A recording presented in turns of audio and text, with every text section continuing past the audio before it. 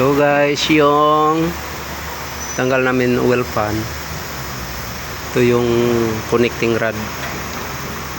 Ito naman yung sa crank angle sensor.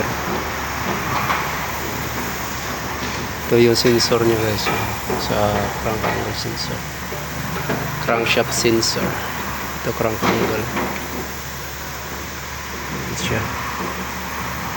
Ayan. Ito yung main bearing. Main bearing.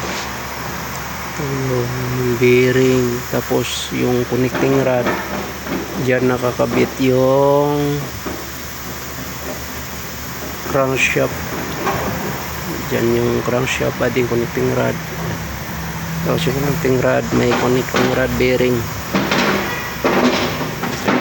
Ito ay leaking. Repair namin yung leaking.